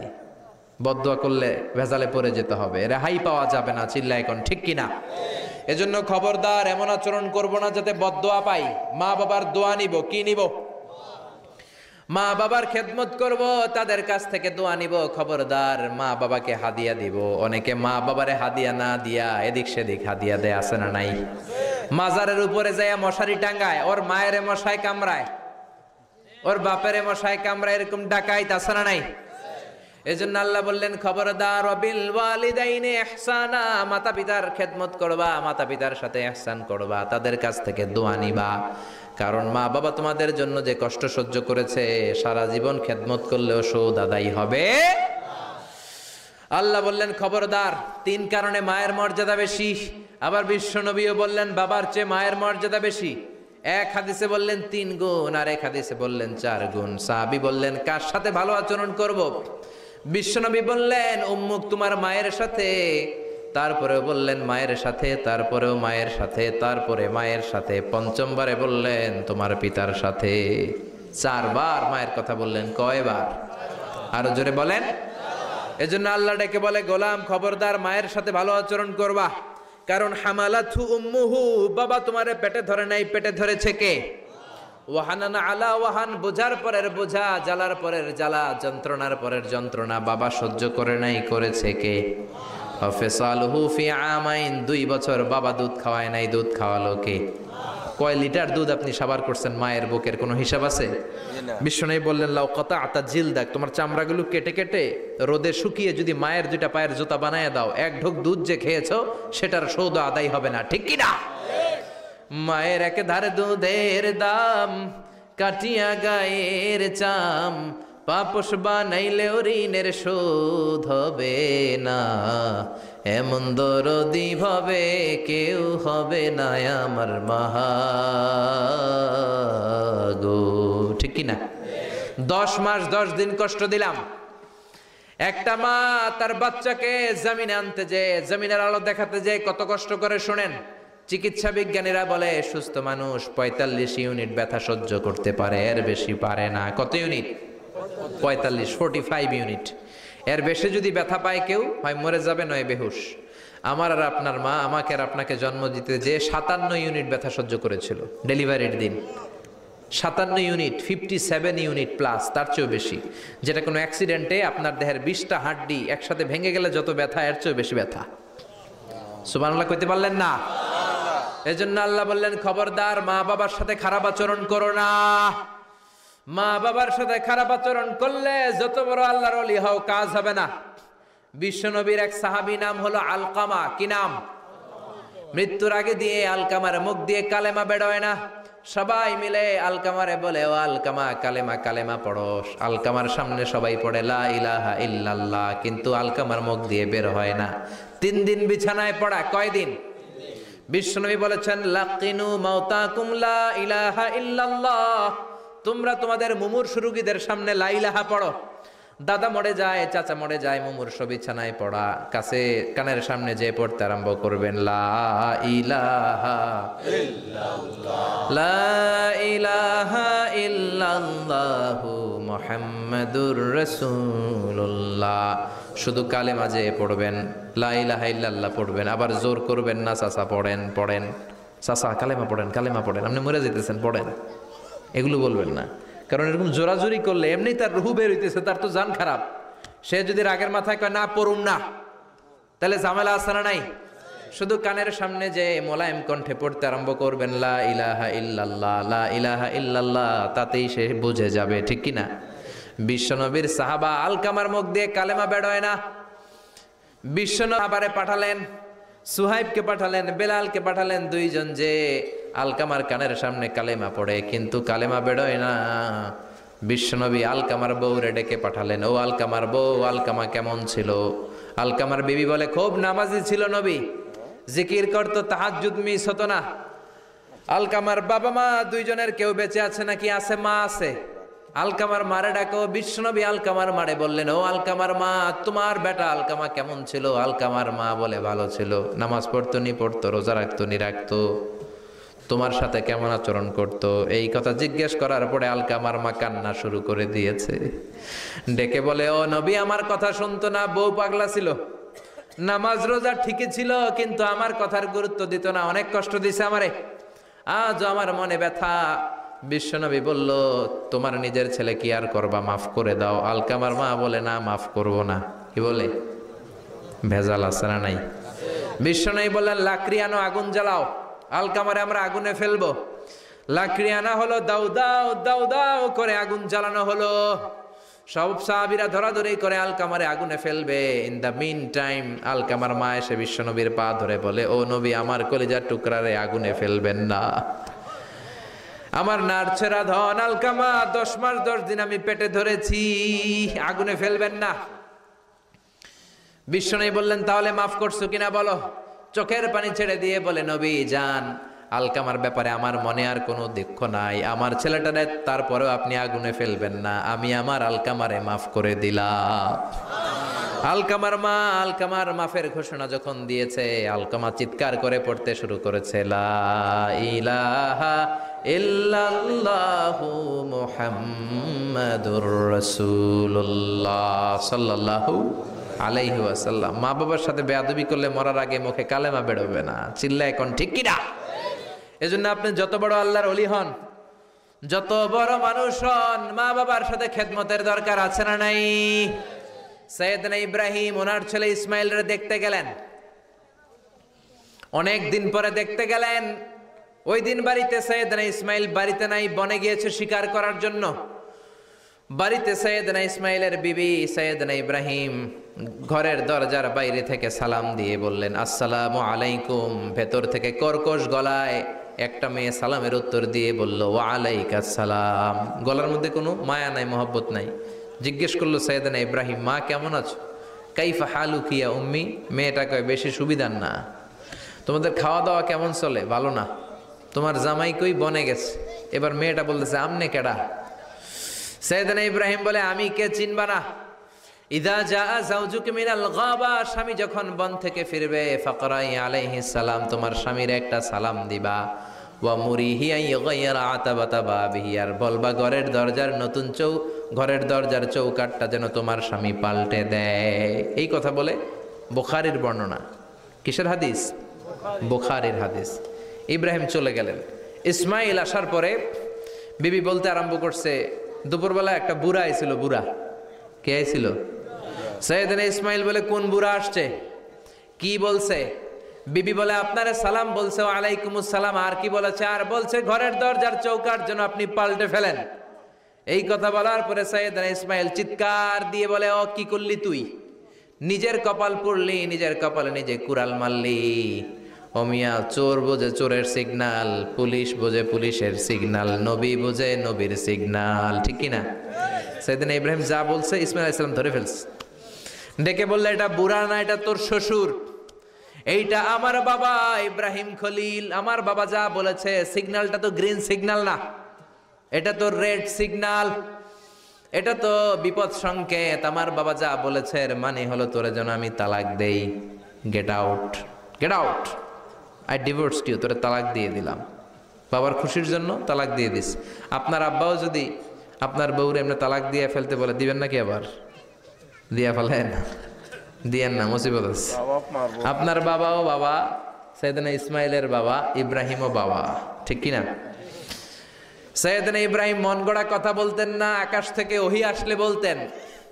এই জন্য আপনার বাবা যদি বলে বউরে তালাক দিয়েন না, খবরদার, বাবারেও বুঝাইবেন, বউরেও বুঝাইবেন, ঘরে সংলাপ করবেন, সমঝোতা করবেন। আমগো দুই নেত্রী সংলাপ করে না তো কি হয়েছে, আমরা সংলাপ করব, ঠিক কিনা? ঘরে ঘরে আমরা সংলাপ শুরু করব, মিলাই দিবেন, হ্যাঁ, বুঝাই দিবেন, বাবারও বুঝাবেন, বউরেও বুঝাবেন। তালাক দেওয়ার ইসলামী যে সিস্টেম, এটাকেও মেনটেন করলে পৃথিবীতে কোনো তালাকই থাকবে না, ডিভোর্স রেট একেবারে কমে যাবে। এখন ঘরে ঘরে তালাক, ঠিক কিনা? তালাক দেওয়ার সিস্টেম হচ্ছে পঞ্চম স্টেপে যে তালাক, পঞ্চম ধাপে। প্রথম ধাপ হচ্ছে ফাইদুহুন্না, বউয়ের সাথে ঝগড়া হইলে ফাইদুহুন্না, বউরে কক্সবাজার বেড়াইতে নিয়ে যাও, বসুন্ধরায় শপিং করে দিবা, নানিরে লইয়া ঘুরতে যাবেন যমুনা ফিউচার পার্কে, নানিরে বেনারসি শাড়ি কিনা দিবেন, কসমেটিক্সের বক্স কিনা দিবেন। এই জন্য বললো ফাইদুহুন্না, বেপরদায় চললে ওয়াজ করবেন, নসিহত করবেন, বুঝাবেন। আল্লাহ বললেন ফাইদুহুন্না, লা ইলাহা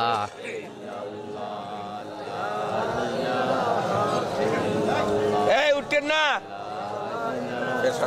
কোরআন করেন, ভালো লাগে না? অনেক রাত হয়ে যায়, জেনারেটর দিবে নাকি? হ্যাঁ হ্যাঁ, জেনারেটর দেয় না কেন? আপনার নাম মাকুলি লা ইলাহা ইল্লাল্লাহু মুহাম্মাদুর রাসূলুল্লাহ সাল্লাল্লাহু আলাইহি ওয়াসাল্লাম। শেষের দিকে উত্তর দিব। এই জন্য বউয়ের সাথে যদি ঝগড়া হয় তালাক না, ইসলাম প্রথমে বলছে ফাইদুহুন্না, ওয়াজ করেন, বুঝান, ঘুরতে নিয়ে যান, শাড়ি কিনে দেন।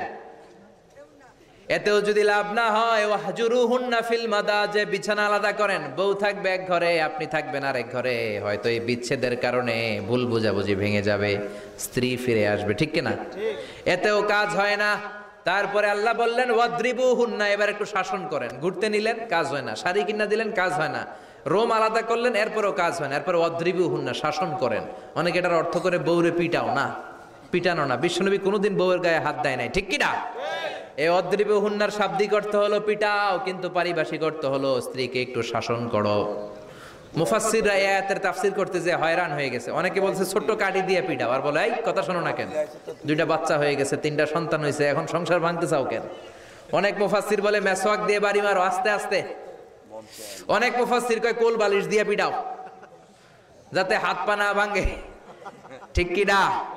ওয়াদ্রিবুহুন্না, শাসন করো। শাসনও যখন কাজ হয় না, তারপরে আল্লাহ বললেন ফাবাআসু হাকামাম মিন আহলিহি হাকামাম মিন আহলিহা, উভয় পক্ষের মুরব্বীরা বসবে, মিলায় দেওয়ার চেষ্টা করবে। এতও কাজ হয় না, 4টা স্টেপ শেষ, 5ম স্টেপে তালাক।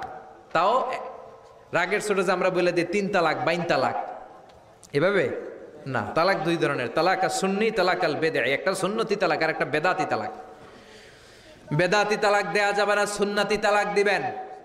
মানে প্রতি মাসে একটা, আপনার বউয়ের যখন মাসিক হয় না, যখন পিরিয়ড হয় না, আপনার বউ যখন সুস্থ আছে, ক্লিন আছে, তখন এক তালাক। 1 মাসের মধ্যে ফিরে আনার সুযোগ আছে না নাই? 1 মাস পরে দিবেন দ্বিতীয় তালাক, দ্বিতীয় মাসেও ফিরে আনার সুযোগ আছে না নাই? ঘরে রাখবেন, হয়তো বিবিরে দেখে আপনার মনে ভালোবাসা জমবে, বিবির মন নরম হয়ে যাবে, বিবিকে ফিরে আনা যাবে। তৃতীয় মাসে 3 তালাক যখন দিবেন, আর ফিরে আনার সুযোগ নাই। এটাকে বলে আত-তালাক আল বাঈন আল বাইনুনা। এরপরে আর ফিরে আনার সুযোগ নাই। এই প্রসিডিউরগুলো যদি মেনটেন করেন, তালাক হবে?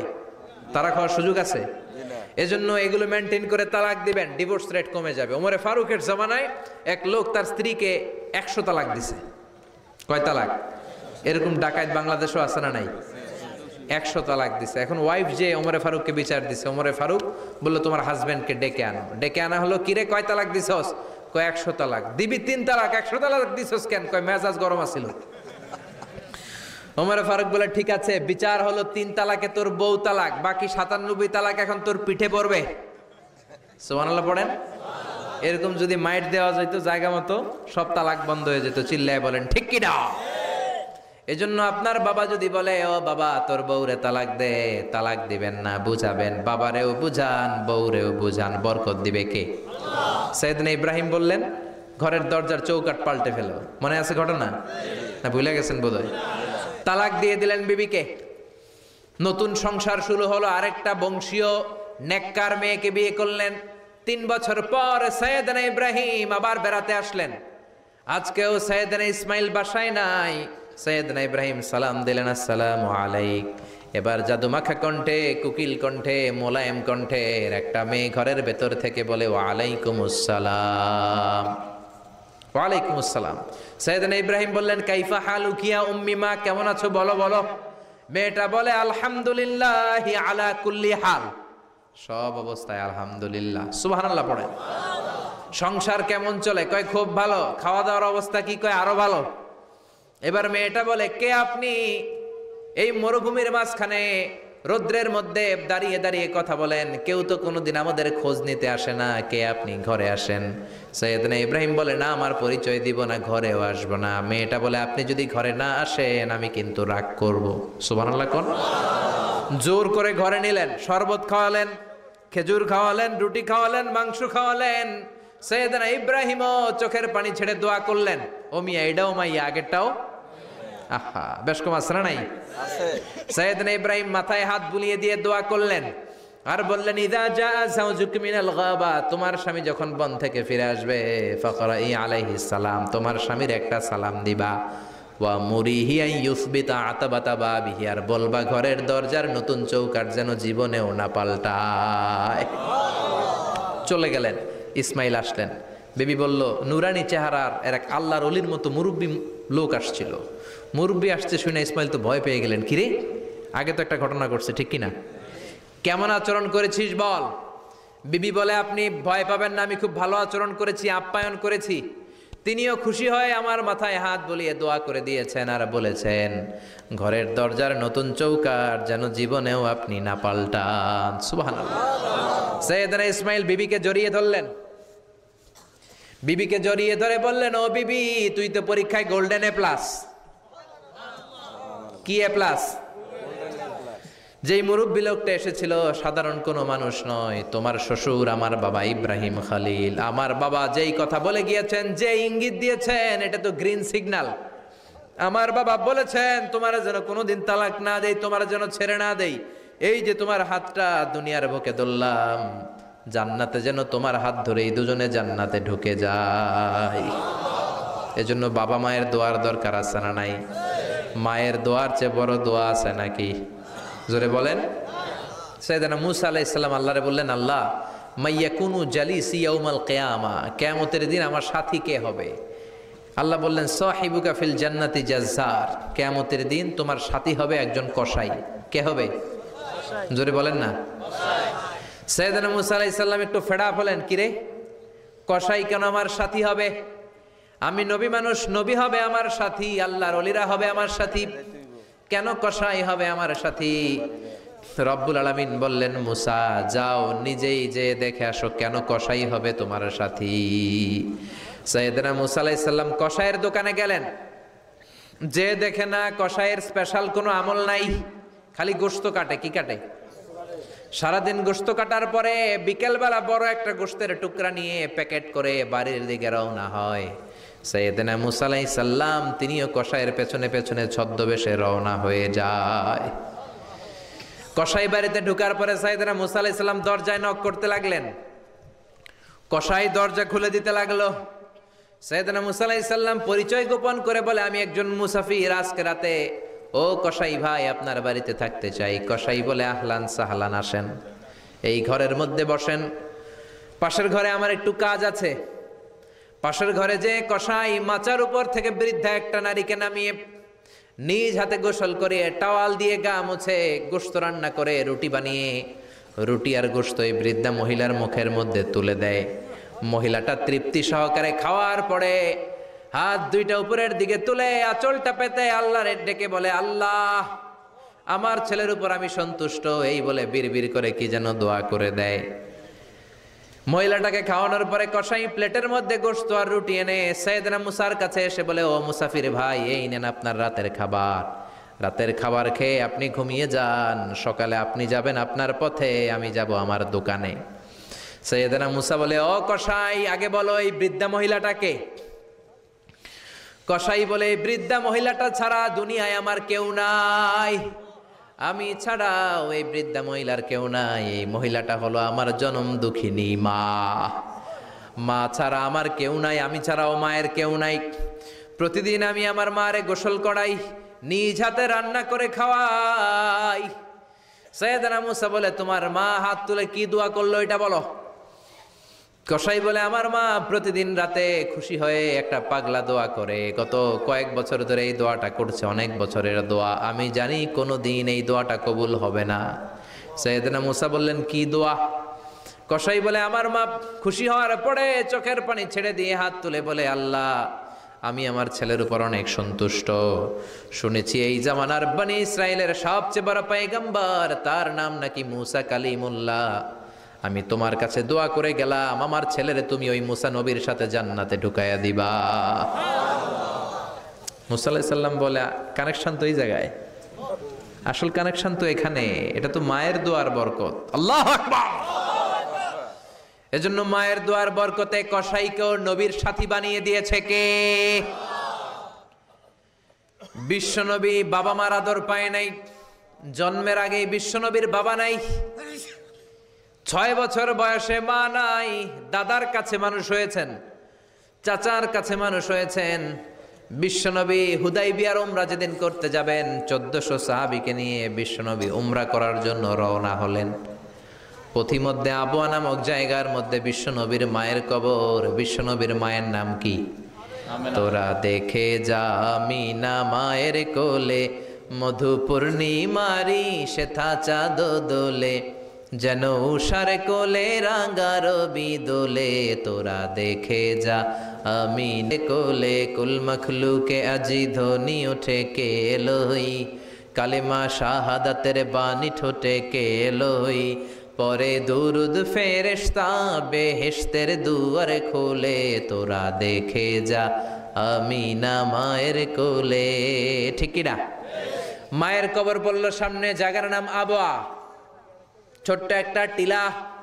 1400 সাহাবীদের দিকে তাকিয়ে বিশ্বনবী বললেন, ও সাহাবারা, এটা আমার মায়ের কবর। আমি আল্লাহর কাছ থেকে অনুমতি পেয়েছি মায়ের কবর জিয়ারত করার, তোমরা যারা জিয়ারত করতে চাও আসো। 1400 সাহাবী বলে, আমরাও আপনার মায়ের কবর জিয়ারত করব। বিশ্বনবী 1400 সাহাবীরে বললেন, জিয়ারত করার সময় কেউ কিন্তু কান্নাকাটি করতে পারবা না। 1400 সাহাবীকে কান্নাকাটি করতে নিষেধ করে বিশ্বনবী যখন নিজের মায়ের কবরের সামনে দাঁড়ালেন, বিশ্বনবী ছোট্ট বাচ্চার মতো হাউমাউ করে কান্না শুরু করে দিলেন। বিশ্বনবীর কান্না দেখে 1400 সাহাবাও কান্না শুরু করে দিল। বিশ্বনবী 1400 সাহাবীদের দিকে তাকিয়ে ধমক দিয়ে বলে, তোমরা কাঁদো কেন? সাহাবারা বলে, নবী আপনাকে আমরা অনেক ভালোবাসি, আপনারে কাঁদতে দেখলে আমাদেরও কান্না আসে। আপনার চোখ দিয়ে দার দার করে পানি নামতে দেখলে আমরা আমাদের দুটি চোখ আর শুকনা রাখতে পারি না। বিশ্বনবী বললেন, আদ্রাকাতনি রহমাতুহা ফাবাকাইতু। আমার ছোটবেলার স্মৃতি মনে পড়েছে, আমার মা যে আমারে আদর করেছে ওই স্মৃতিগুলো আমার মনে পড়েছে। আমার মা আমেনা আমারে জাইতুনের তেল মালিশ করে দিত গায়ে, আমার মা আমেনা আমারে জামা পরিয়ে দিত, কোলে নিত, আদর করত, চুমু খেত। ওই স্মৃতিগুলো আমার মনে পড়েছে, তাই আমি কাঁদি, তোমরা কাঁদো কেন? বিশ্বনবী মায়ের আদর পায় নাই, কিন্তু মায়ের কবরের সামনে দাঁড়িয়ে ছোট্ট বাচ্চার মতো কেঁদেছে। এজন্য মায়ের দোয়ার দরকার আছে না নাই?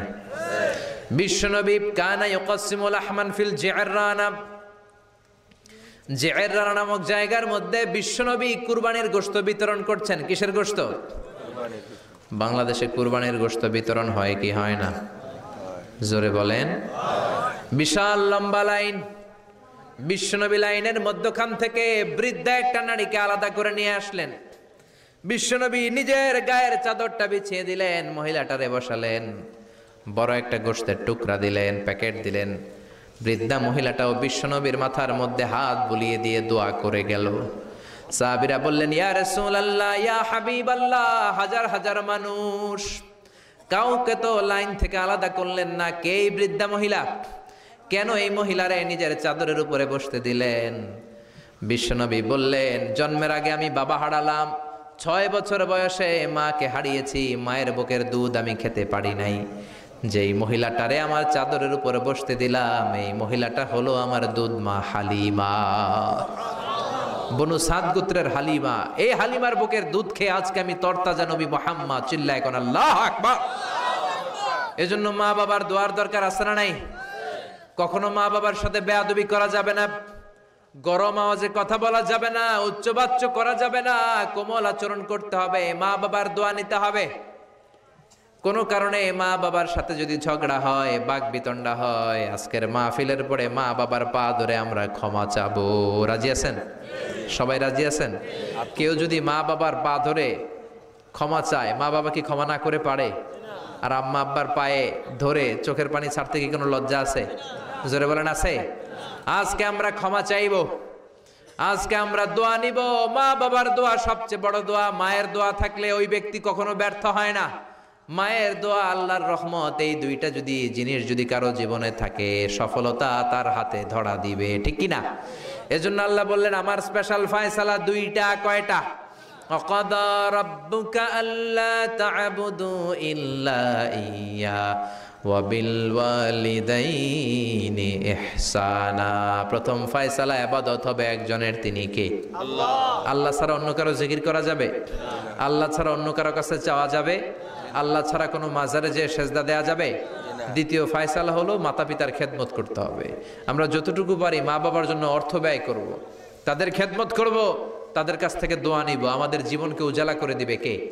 আরো জোরে বলেন, কে? আল্লাহ তাআলা আমাদের সবাইকে কথাগুলো বোঝার ও আমল করার তৌফিক দান করুক। আমরা পড়ি আমিন। আরো জোরে পড়ি আমিন।